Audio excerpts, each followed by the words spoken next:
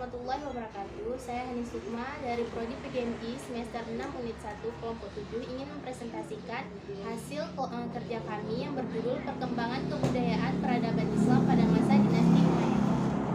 Aspek kajian produk seni.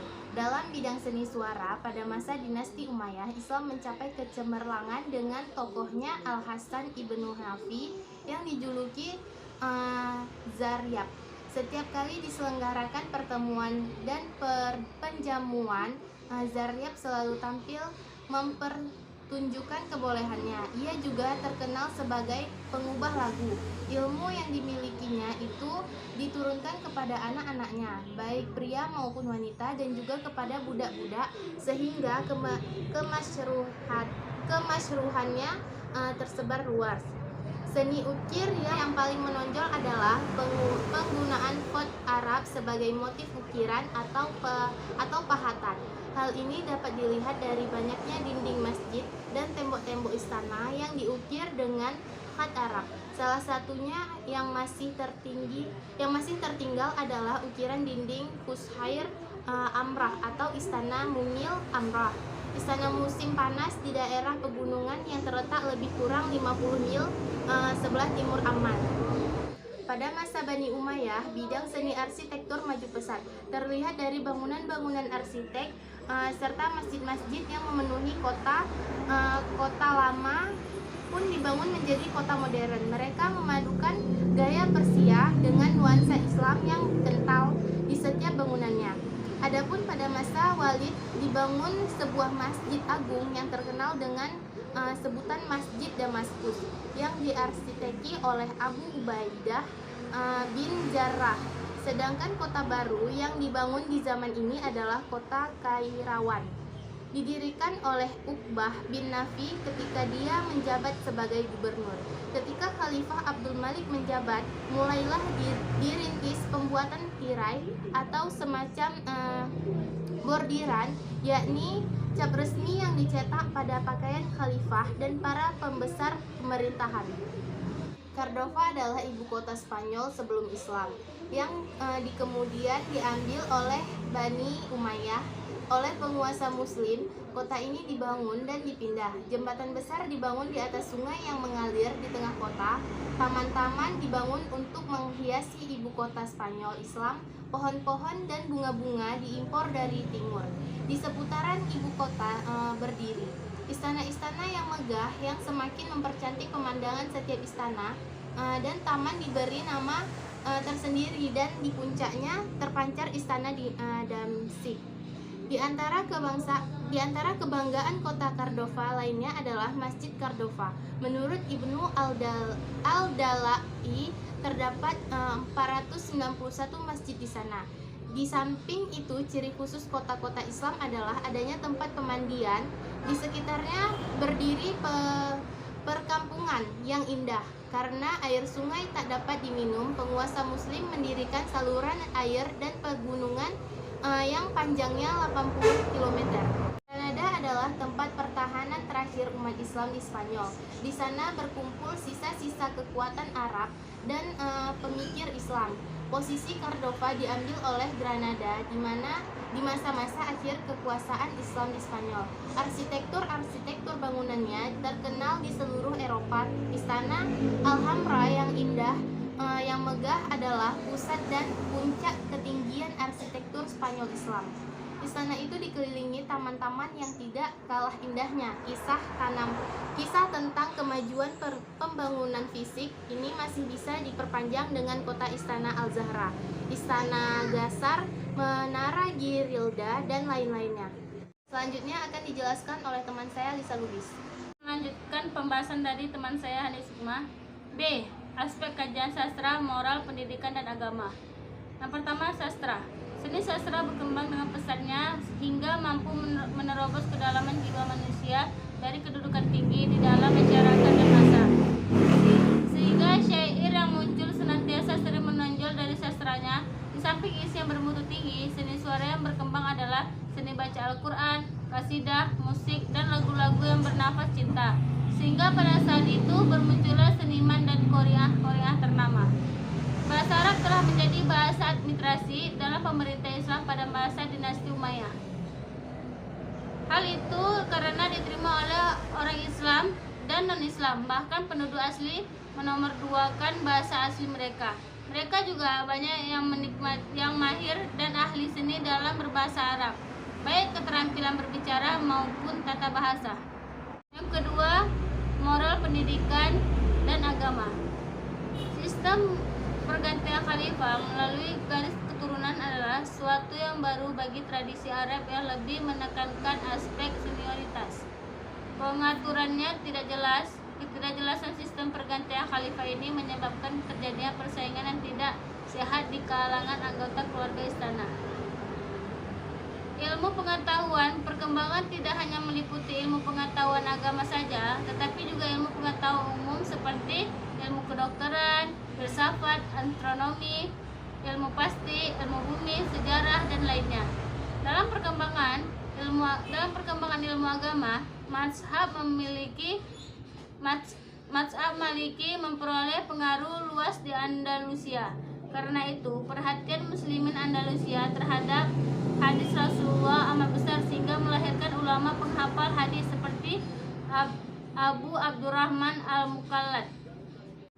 Bidang ilmu agama yang lain memperoleh perhatian besar adalah ilmu qiraat yang membahas lafal-lafal Al-Quran yang baik dan benar. Selain ilmu agama, filsafat mendapat perhatian muslim Andalusia. Begitu pula ilmu-ilmu lainnya seperti ilmu pasti, astronomi, kedokteran, dan sejarah. Bahasa Arab pada masa ini menjadi bahasa utama masyarakat Andalusia.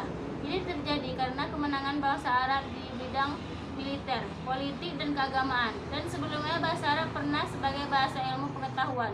Demikian perkembangan bahasa ini menyertai perkembangan sastra Arab dan melahirkan banyak penyair serta sastrawan terkenal. Pada masa kepemimpinan dinasti Umayyah, kemajuannya sangat ditentukan oleh adanya penguasa-penguasa yang kuat dan berwibawa yang mampu mempersatukan kekuatan-kekuatan umat Islam, serta Abdul Ar-Rahman Al-Dakhil, Abdul Rahman Al-Wasid, dan Abdul Rahman Al-Nasir. Keberhasilan politik pemimpin-pemimpin tersebut ditunjang oleh kebijaksanaan penguasa-penguasa lainnya yang mempelopori kegiatan-kegiatan ilmiah yang terpenting diantaranya yaitu penguasa dinasti Umayyah. Dalam hal ini adalah Muhammad ibnu Abbad Al-Rahman dan Al-Hakam.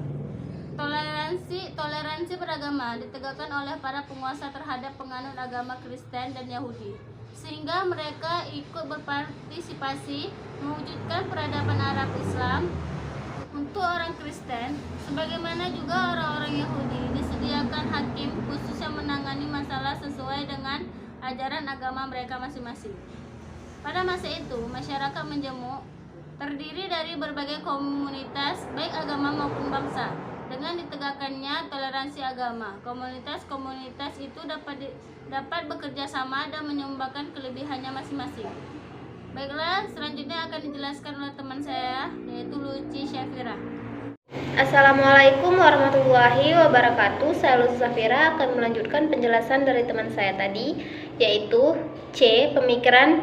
Perkembangan pemikiran sains. Dalam bidang sejarah dan geografi, wilayah Islam bagian barat banyak melahirkan pemikir terkenal, seperti yang pertama Ibnu Jubair dari Valencia pada abad 1145 sampai dengan 1228 Masehi, yang mana beliau menulis tentang negeri-negeri Muslim, Mediterranean, dan Silian. Selanjutnya yang kedua Ibnu Battuta dari Tangier 1304 sampai dengan 1377 Masehi, yang mana beliau menciptakan mencapai Samudra Pasai dan Cina. Yang ketiga Ibnu Al-Khatib 1917 sampai dengan 1374 Masehi, menyusun riwayat Granada. Selanjutnya yang terakhir Ibnu Khaldun dari Ibnu Khaldun, beliau menulis tentang perumusan filsafat sejarah. Semua sejarawan Yang tadi saya sebutkan tinggal di Spanyol, kemudian pindah ke Afrika, dan itulah sebagian besar ilmuwan dalam bidang sains. Islam pada dinasti Umayyah telah mencatat satu lembar dan sangat brilliant dalam bentangan sejarah Islam. Ia berperan sebagai jembatan penyeberangan yang dilalui ilmu pengetahuan Yunani ke Eropa pada abad ke-12. Nah, selanjutnya tokoh utama yang pertama dalam sejarah filsafat Arab atau Spanyol adalah Abu Bakar Muhammad ibnu al-Shaykh yang lebih dikenal sebagai Ibnu Bajjah. Dilahirkan di Saragossa dan ia pindah ke Seville dan Granada. Meninggal karena keracunan di Fez tahun 1138 Masehi dalam keadaan masih muda. Dan selanjutnya tokoh utama yang kedua adalah Abu Bakar ibnu Tufail, penduduk asli Wadi Ashy, sebuah dusun kecil di sebelah timur Granada, dan wafat pada usia lanjut pada tahun 1185 Masehi. Banyak menulis tentang ilmu kedokteran, filsafat, dan astronomi. Yang terkenal pada filsafatnya adalah Hayy ibnu Yazan. Selanjutnya, pembahasan kita yang terakhir yaitu perkembangan kemajuan peradaban. Dalam perkembangan politik telah mengalami kemajuan dan perubahan sehingga teratur dibandingkan pada masa sebelumnya. Begitu juga kemajuan dalam bidang militer pada masa Bani Umayyah. Nah, perkembangan kemajuan peradaban dalam bidang sosial budaya, khalifah pada masa Bani Umayyah memberikan kontribusi yang cukup besar seperti bangunan rumah sakit atau disebut mustashfayat di setiap kota.